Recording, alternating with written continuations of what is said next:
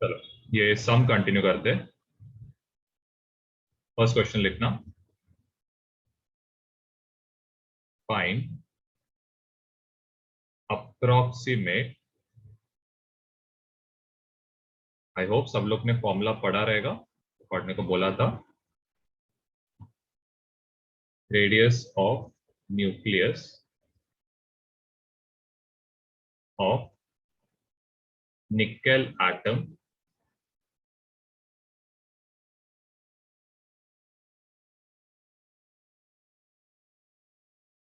Nickel का atomic mass दिया है 64।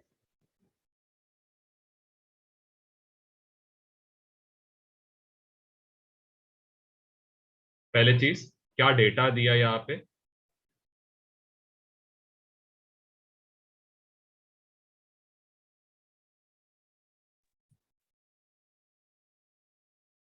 एटॉमिक नंबर दिया, एटॉमिक मास दिया, एटॉमिक मास दिया।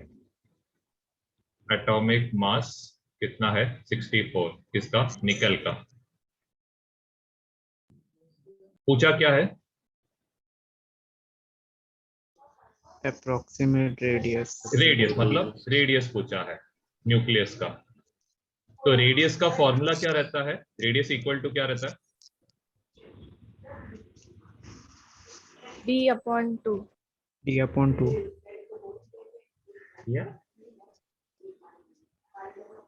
सर्कल डायमीटर का हाफ। हाँ वेरी गुड। यहाँ पे डायमीटर दिया ना हाफ करने के लिए। अरे आप सर्कल चैप्टर पे नहीं हो, एटॉमिक स्ट्रक्चर चल रहा है। तो क्या था कल दिया था एक फॉर्मूला, याद आ रहा है? 2 के वो है। एटॉमिक मास के साथ दिया एक फॉर्मूला।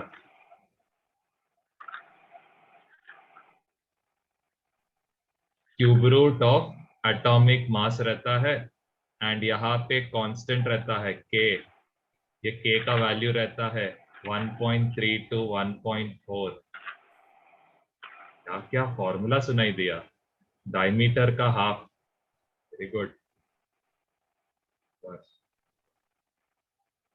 जस्ट लास्ट, मतलब सब नहीं कि बहुत पहले का कुछ टॉपिक है। चलो 1.3 क्यूब रूट ऑफ 64 कितना आता है? क्यूब रूट ऑफ 64, हाँ 64 इंटू 64 करोगे कोई कोई लोग। 4 मतलब 4 है आंसर। तो 1.3 को 4 से मल्टीप्लाई करोगे तो कितना होएगा? अथर्व, डेसिमल हटाने के लिए नीचे कितने से मल्टीप्लाई? अथर्व बोर से। 10। Very good. हाँ सर 10। 13 4s are 52 होएगा, डिवाइडेड बाय 10। तो इसका आंसर आएगा 5.2। अब यूनिट क्या है? मीटर, सेंटीमीटर, कितना है यूनिट? क्या रहेगा? अरे बाप रे, एटम को सेंटीमीटर में मेजर करते हो ना सब लोग? नहीं सर, क्या आएगा? नहीं सर। आर्मस्ट्रॉन्ग। अरे बाप रे, सब भूल गए। एक दिन भी नहीं हुआ, 2 साल तक क्या होएगा फिर? 10⁻⁻10 मीटर। किसी को अगर पता नहीं है तो चलो नेक्स्ट क्वेश्चन दिया है। ये भी बढ़िया क्वेश्चन है, कल के फॉर्मूला के डिपेंडेंट सम है। In an alpha particle number of alpha particle scattered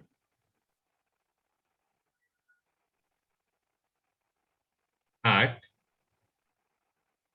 an angle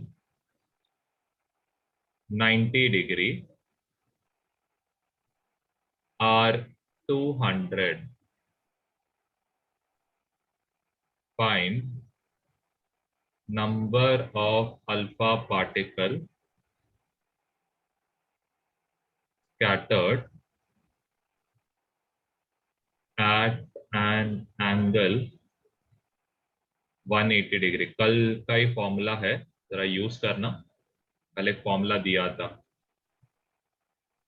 सबसे पहले इधर दिया क्या है, क्या क्या डेटा दिया है? Number of alpha particles scattered. Very good. Number of alpha particle कितने डिग्री पे? 90. 90 डिग्री। 90 डिग्री। ये दिया है कितना है, 200 है करके। आपको क्या ढूंढना है, नंबर ऑफ अल्फा पार्टिकल कितने डिग्री पे? 180 डिग्री। 180 डिग्री। 180 ठीक है, चलो पहले कल का फॉर्मूला करते हैं। नंबर ऑफ पार्टिकल स्कैटर्ड का फॉर्मूला क्या था? 1 upon sine theta upon theta. 2, और ये रेस टू कितना था? 4। इसका मतलब क्या है, n और जो एंगल है ये दोनों इनवर्सली प्रोपोर्शनल।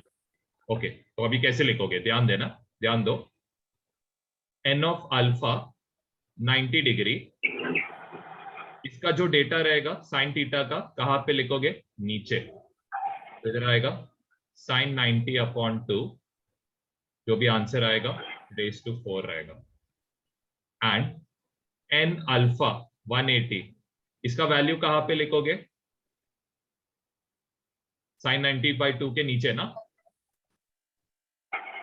नहीं सर, वो ऊपर ऊपर आएगा, Inversely इनवर्स प्रोपोर्शनल है।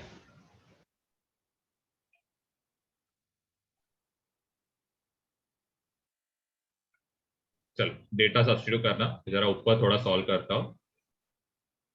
यहाँ पे n अल्फा 90 के बदले 200, n अल्फा 180, ये आपको ढूंढना है। साइन ऑफ 180 अपॉन 2 कितना होता है? हाँ रिद्धि, 180 अपॉन 2 कितना आएगा? 90। रिद्धि को पूछा, 2 जन ने जवाब दिया। हाँ, वैसे ये कितना होएगा रिद्धि, साइन 90/2? 45. हाँ, अभी बताओ मुझे सब लोग, साइन 90 का वैल्यू कितना रहता है? 1.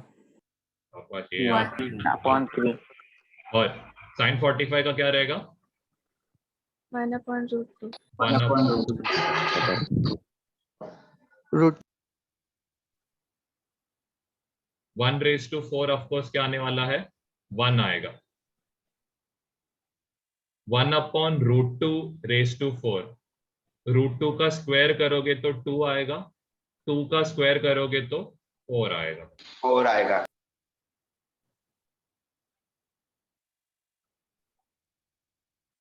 आपको n अल्फा ढूंढना है, तो n अल्फा को इधर लेके जाओ, 200 इंटू 1/4 होएगा, तो n अल्फा बाई 180 क्या होएगा?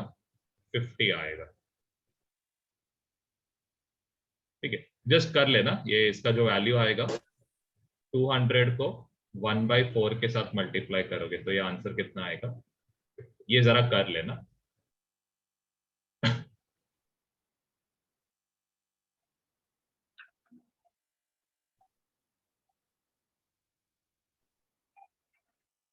ठीक है, जिनका लिख के नहीं हुआ है एक स्क्रीनशॉट पहले लेके रखो।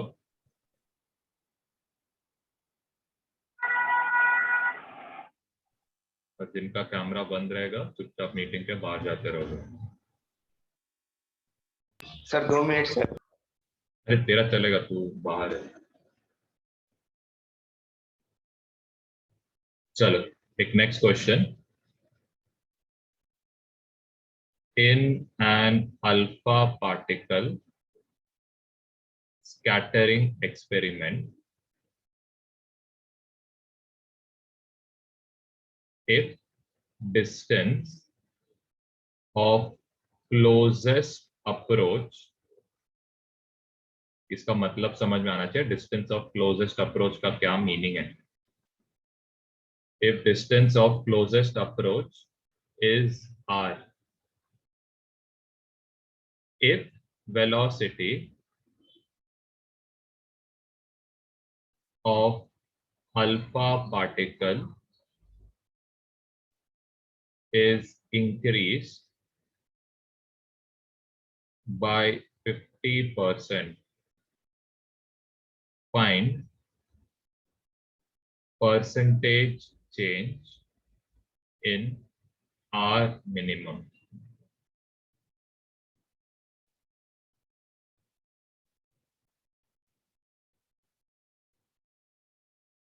सबसे पहले आर मिनिमम और वेलोसिटी के बीच का रिलेशन क्या है, कैसे रहेगा प्रोपोर्शनलिटी?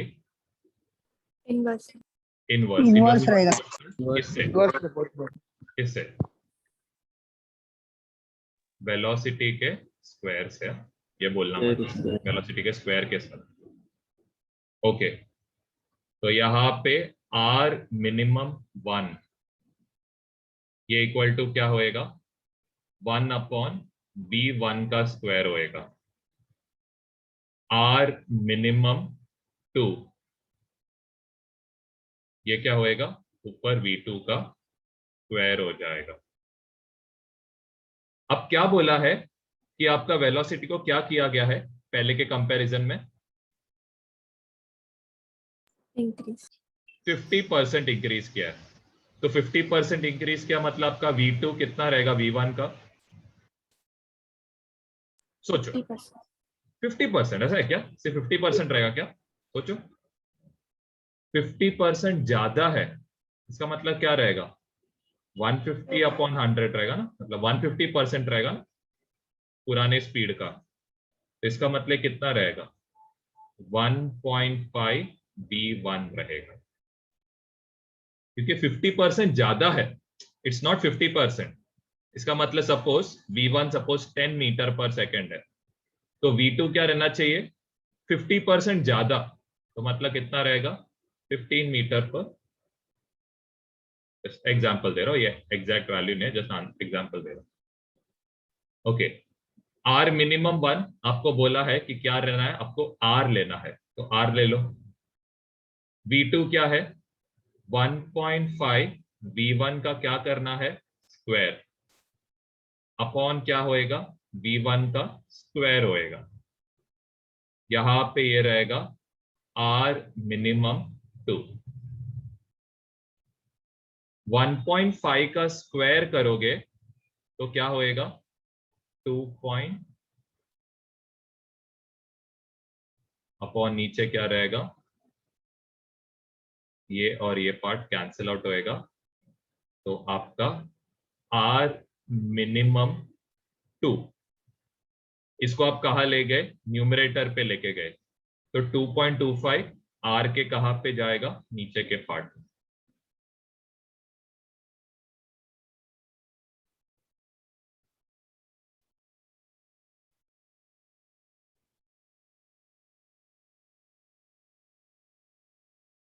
अब आपको ढूंढना है कितने परसेंट से क्या हो गया। ऑफ कोर्स आपका आर मिनिमम इंक्रीज होएगा कि डिक्रीज होएगा, ये केस में आप खुद लॉजिकली सोचो।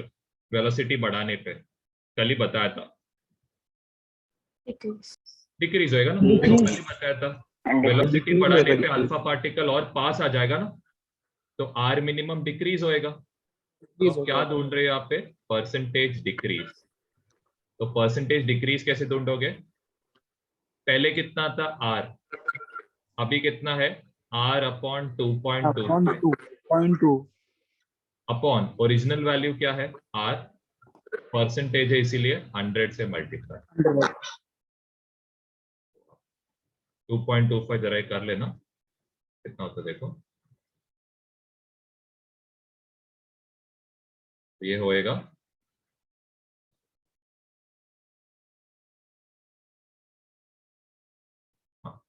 एक सेकंड, ये होएगा 2.25 माइनस आर। यहाँ पे हम लोग क्या करते हैं? 2.25 से मल्टीप्लाई एंड डिवाइड करते हैं। डिनोमिनेटर में क्या आएगा? 2.25 अपॉन क्या आएगा? आर आएगा। सब में क्या है? आर कॉमन है, तो अगर आर को कॉमन लोगे तो यहाँ पे 2.25 माइनस 1 आएगा अपॉन आर रहेगा, डिवाइडेड बाय 2.25 अपॉन आर रहेगा। आर और ये आर क्या होएगा? कैंसिल आउट होने वाला है। 2.25 माइनस 1 कितना है? 1.25. 1.25. 1.25 अपॉन 2.25। डेसिमल हटाने के लिए ऊपर 100 से मल्टीप्लाई और 125 का डेसिमल हटाने नीचे 100 से मल्टीप्लाई, तो ये 125 अपॉन 225 होगा। फिर वापस 25 के टेबल में दोनों आता है, तो 5/9 इंटू, ठीक है, जो भी आंसर रहेगा कैलकुलेट।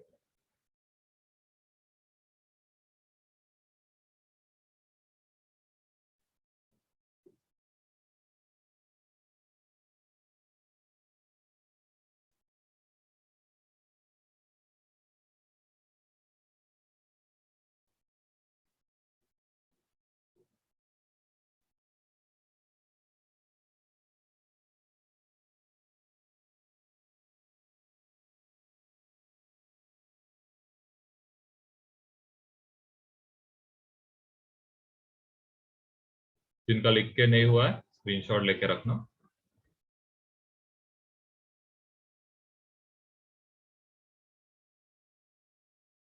चलो नेक्स्ट टॉपिक की ओर जाते हैं। हेडिंग डालो, सम इंपॉर्टेंट टर्म्स लिखना, सम इंपॉर्टेंट टर्म्स।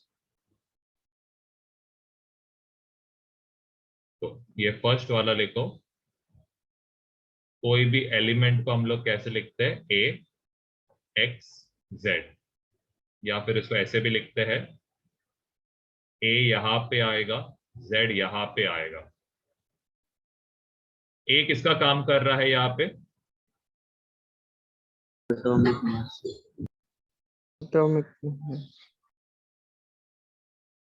फिर हेलो रिद्धि, अमन, अभी एक और बार मीटिंग के बाद जाओगे ना, फिर ऐड नहीं करूंगा मैं। जेड क्या रहेगा यहाँ पे, atomic number. Atomic number. Atomic number हो गया, ये इंपॉर्टेंट है।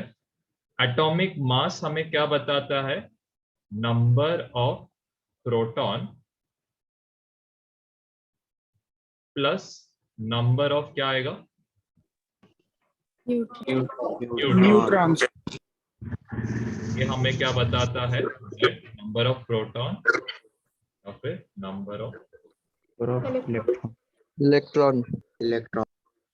एंड अगर आपको नंबर ऑफ न्यूट्रॉन चाहिए तो आप करोगे A minus Z.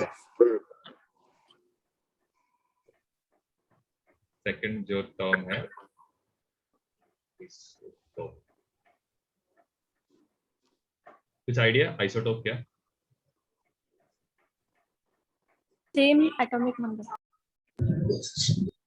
Different chemical properties. Very good, same atomic number, mass. Number है, डिफरेंट एटॉमिक मास, मतलब जेड सेम है, A different. Last one on the maximum.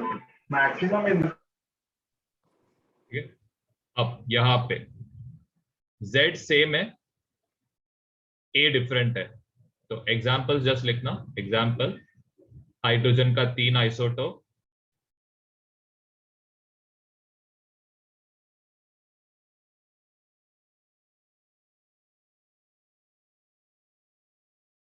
Chlorine का,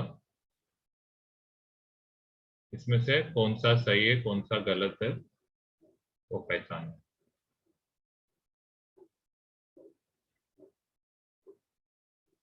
कौन सा सही है कौन सा गलत है, Second right. सेकंड वाला राइट है। क्यों राइट है सेकंड वाला, Atomic number same. ये वाला गलत है।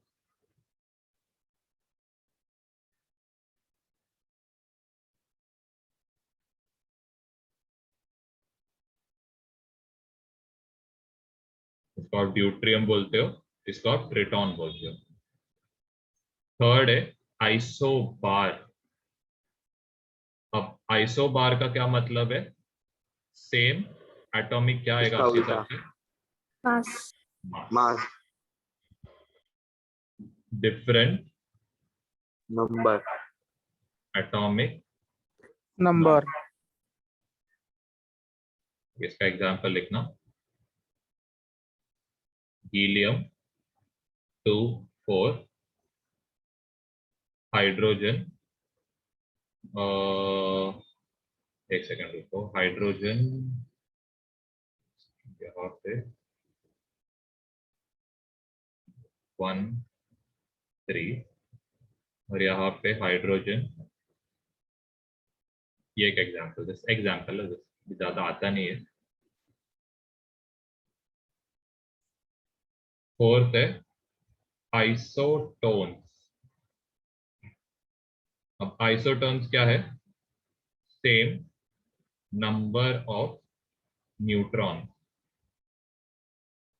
इसका मतलब क्या है? a माइनस जेड का वैल्यू इसमें क्या है? सेम।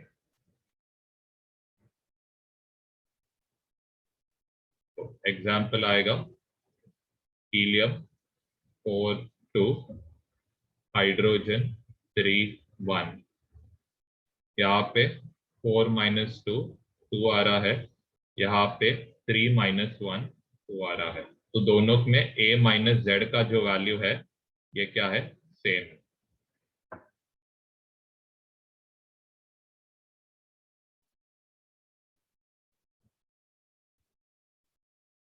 अब सबसे इंपॉर्टेंट वाला पार्ट आता है, that is the fifth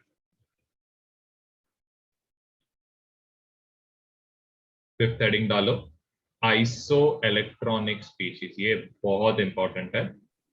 sir थोड़ा पीछे लेकर आओ। एक सेकंड, आप सोचो आइसो इलेक्ट्रॉनिक, इसका मतलब यहाँ पे क्या सेम रहेगा? electrons, इलेक्ट्रॉन लिखो फिर, Values. Same electron. ठीक है, इसमें लिखो number of electrons remain the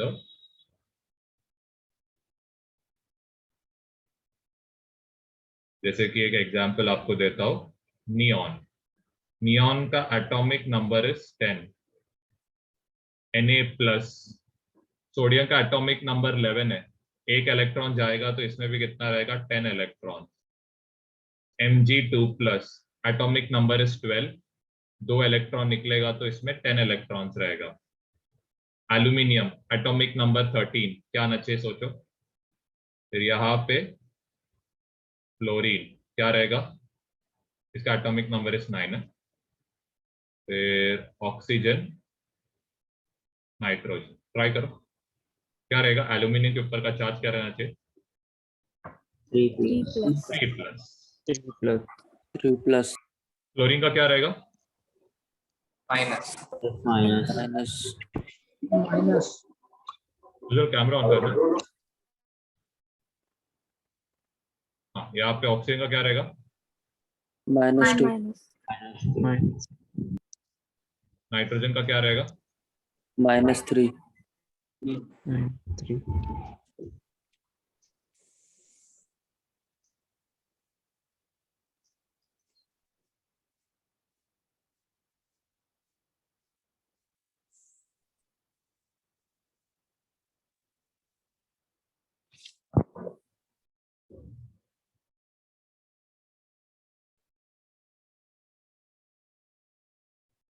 तुझे फ्रंट कैम ऑन करो।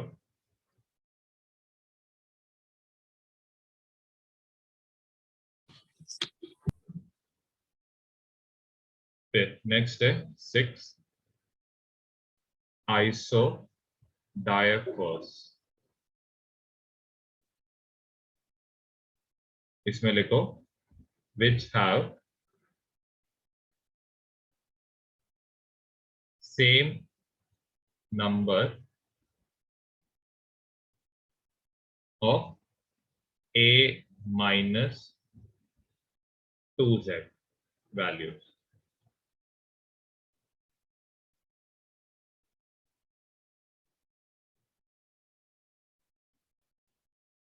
तो वैसे लिख सकते हो difference of proton and neutron is same. ये ज्यादा करके रेडियो एक्टिविटी में आएगा, लेकिन अभी फिलहाल तो बस ये लिख के रख।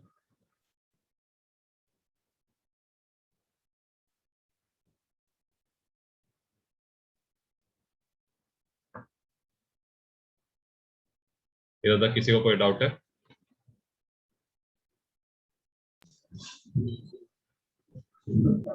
चलो नेक्स्ट हेडिंग डालो, वेव करके हेडिंग डालना, wave.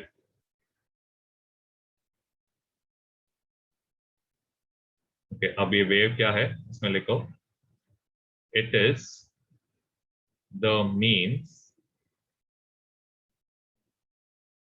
By which transfer of energy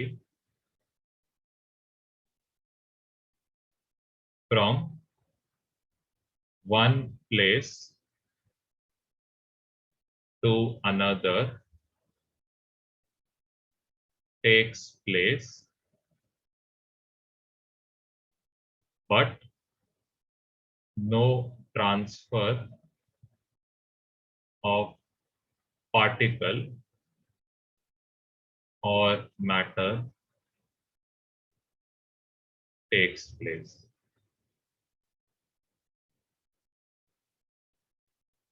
इसका मतलब क्या है लिखो, particle oscillates along the same position.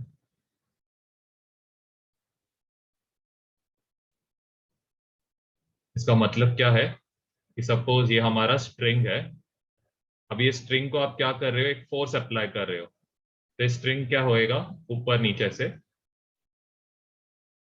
तो यहाँ पे एग्जैक्टली हो क्या रहा है, तो एग्जैक्ट प्रोसेस क्या है कि आपका ये जो पार्टिकल है ये क्या हो रहा है, जस्ट ऊपर के तरफ क्या हो रहा है, इसका मूवमेंट हो रहा है।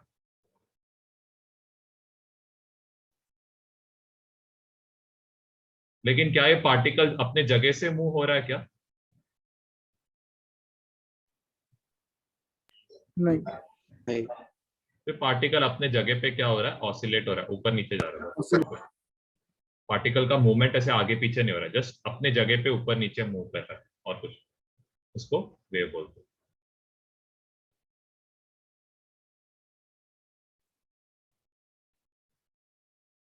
फिर इसके बाद लिखना, ये सेकंड पॉइंट लिखना, same position in perpendicular direction लिखना, इन परपेंडिकुलर डायरेक्शन।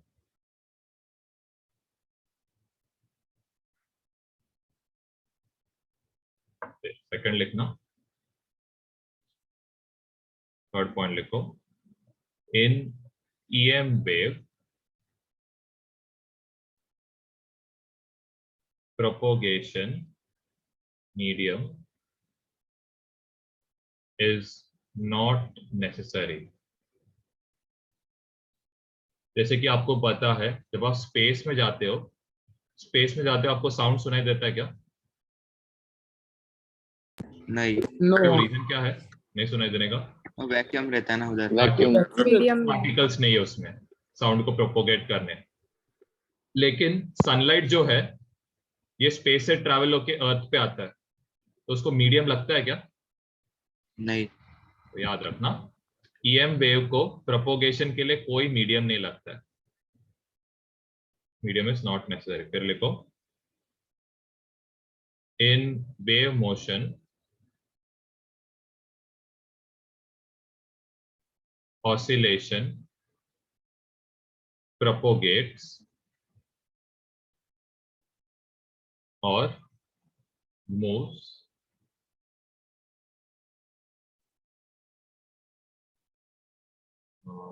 wave motion, तो लिखना the direction of oscillation propagates or moves and transfers energy,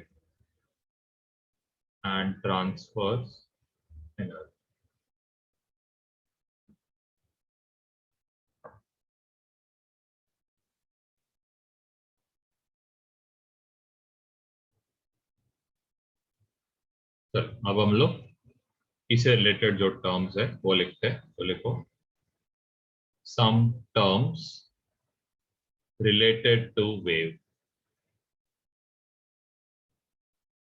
ठीक है, सबसे पहले हम लोग एक वेव का डायग्राम बनाएंगे।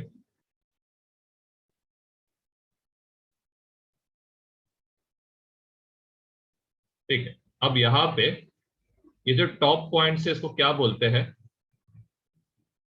क्या नाम देते हैं, कुछ आइडिया क्या बोलते हैं इसको? क्रेस्ट। एंड ये जो बॉटम मोस्ट पॉइंट्स इसको क्या बोलते हैं?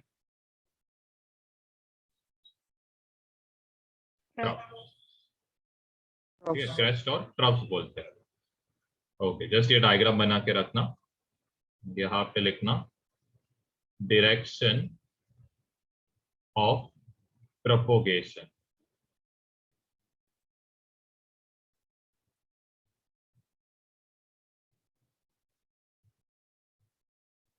फिर इसके बाद फर्स्ट लिखना टाइम पीरियड।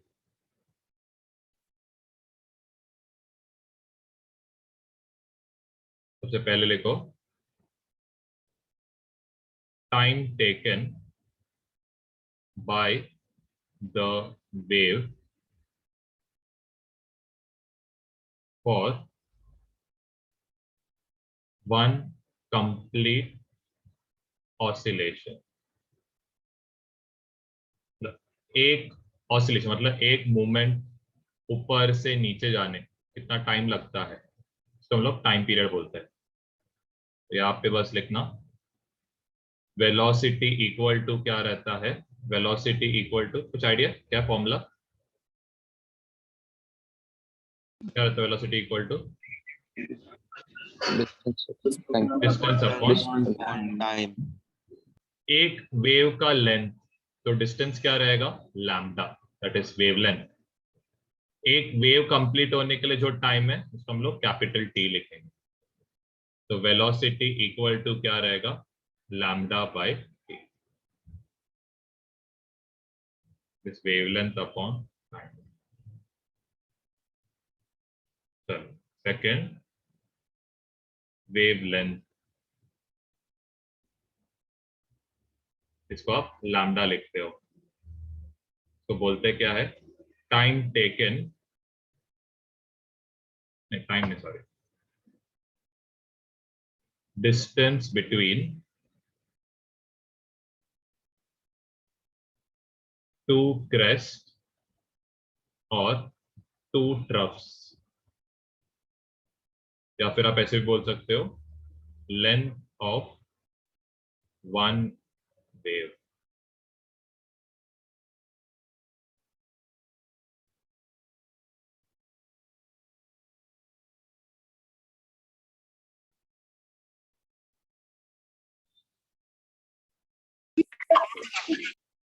नेक्स्ट लिखो फ्रीक्वेंसी।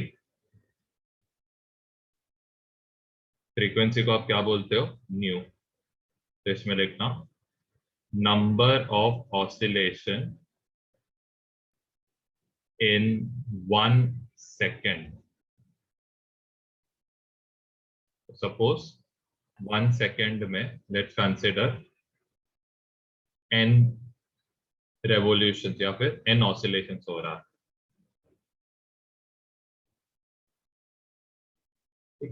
तो यहाँ पे आप कैसे लिख सकते हो? फ्रीक्वेंसी n, या फिर इसको जस्ट n लिख लेना अभी के लिए, नहीं तो v और इसमें कंफ्यूजन n लिख। तो n इक्वल टू क्या रहेगा?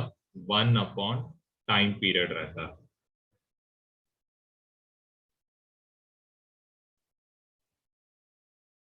टाइम पीरियड को कैपिटल T लिखते हो, ये भी लिख के रखना।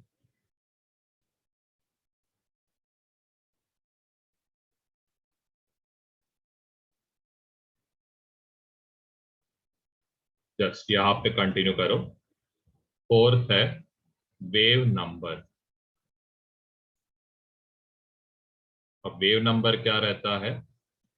वेवलेंथ का रेसिप्रोकल, या फिर इसको ऐसे भी लिखते हो जैसे v के ऊपर एक डैश। तो वेव नंबर है क्या? It is reciprocal of wavelength.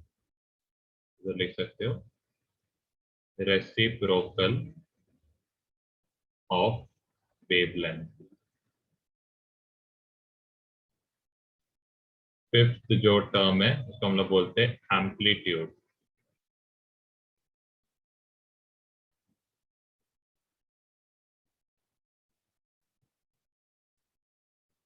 Amplitude क्या है? It is the height of crest और depth of trough in a wave motion।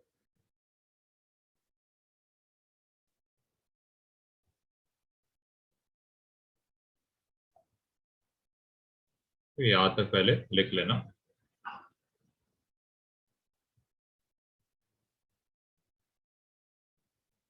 Screenshot ले लेना ये पार्ट का। मीटिंग एंड कर रहा हूँ, वापस सेम लिंक पे क्या करो सब लोग रिज्वाइन कर लेना। दिखा सकते हो, क्या क्या? प्रीवियस पेज दिखा सकते हो स्क्रीनशॉट। हाँ ले लो ना।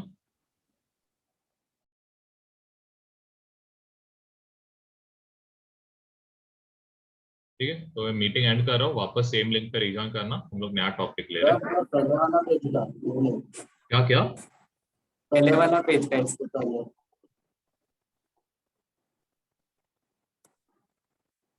हाँ सर, थैंक यू। वापस रिज्वाइन करना सब लोग।